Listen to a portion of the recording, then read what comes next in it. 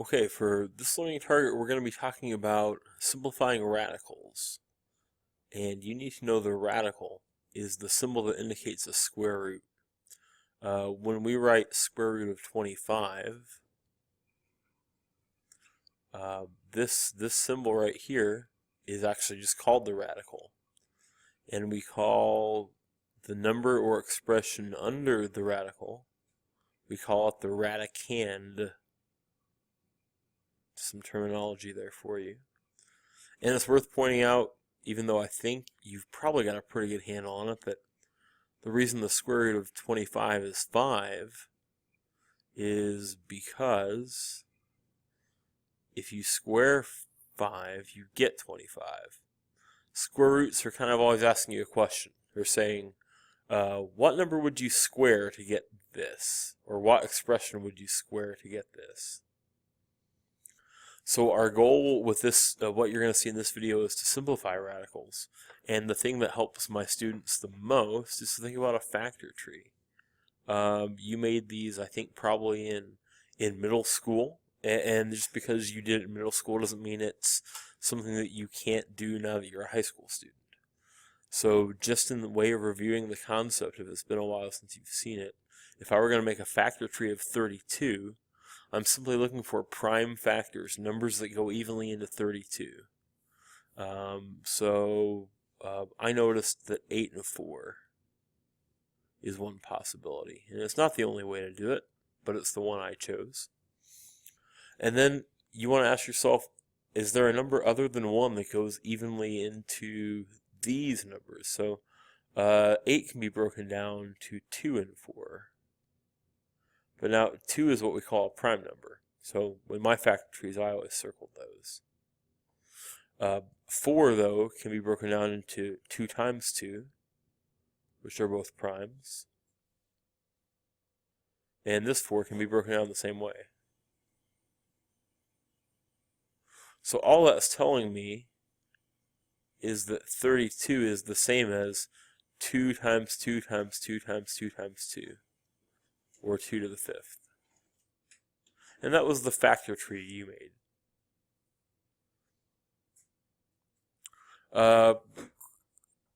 Rule of thumb for radicals is this. Once you have a factor tree made, or can talk about the prime factorization of what's under the radical, 2 inside the radical is equivalent to 1 outside. So once we create our factor tree, we're going to look for pairs. Things that go together. So we'll start with a pretty basic one here. Let's see if we can find the exact square root of 12. Let me make a factor tree for 12. So 12 can be broken down, we'll do 6 times 2. And I noticed right away that 2 is prime, so I'm going to circle it. But I can break down 6 into 3 into 2. And those are both prime. You're done with your factor tree when everything is prime. So what my factor tree tells me is that the square root of 12 can be rewritten as the square root of 3 times 2 times 2. And what I'm looking for now is factors that showed up an even number of times.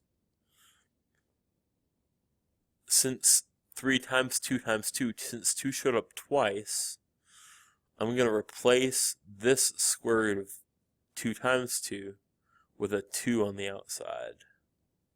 So these guys are gone, and instead I've got 2 out here. Now unfortunately I can't do anything with this 3. He has no buddy, no pal. So unfortunately he's stuck under the radical. And I now have a simplified value for square root of 12 is 2 square root of 3.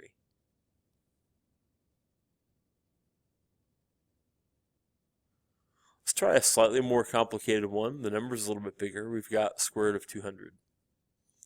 So if I were to make a factor tree for 200, the obvious place to start on my factor tree is 2 times 100. 2 is prime. 100 is not, so I'll break that down into 10 and 10.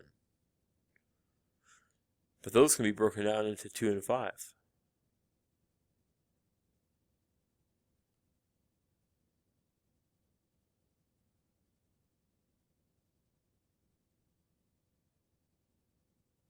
and I've got everything prime. So what I know now is that the square root of 200 is the same as, you can write these in any order, so I'm not stuck writing it in the order it showed up here. But I notice I've got 2 times 2 times 2 times 5 times 5.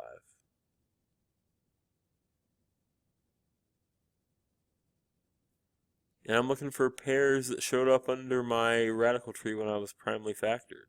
There's a pair of 2's that comes out. There's a pair of 5's that would come out. So I'll get rid of this pair of 2 and write a 2 outside my radical. But I can also get rid of this pair of 5's. The only thing that I can't take out in this case is that last factor 2. So unfortunately, he's stuck on the inside. And really, I shouldn't leave an answer like this. I should multiply. 2 times 5 is 10. 10 squared root of 2 is the value I'm after. It's worth pointing out that you probably could have seen that this would be your answer when you got your factor tree down to a prime number and a perfect square. So that might have been a shortcut for this particular problem, but my method here will always work. Let's do one more together of this type, 108. 108. We want the square root of 108, so let's think about making a factor tree. 108. I don't know something off the top of my head that works at 108, but I know one trick, which is that if my number is even, 2 has to go into it. And if I divide that out, I believe 54 is what I'm left with.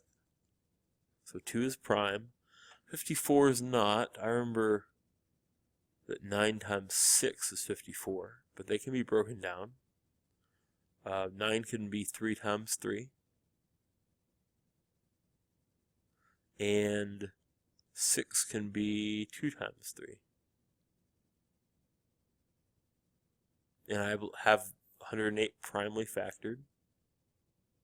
So I know that the square root of 108 would be the same as 2 times 2 times 3 times 3 times 3. And let's see. I've got a pair of 2's and a pair of 3's, and unfortunately this 3 is stuck this time. So I'll take out a 2. I'll take out a 3. And I'm left with a 3 under the radical still. So how about a simplified answer of 6 square root of 3? Folks, that is essentially the ballgame for finding square roots of whole numbers. So thanks for watching.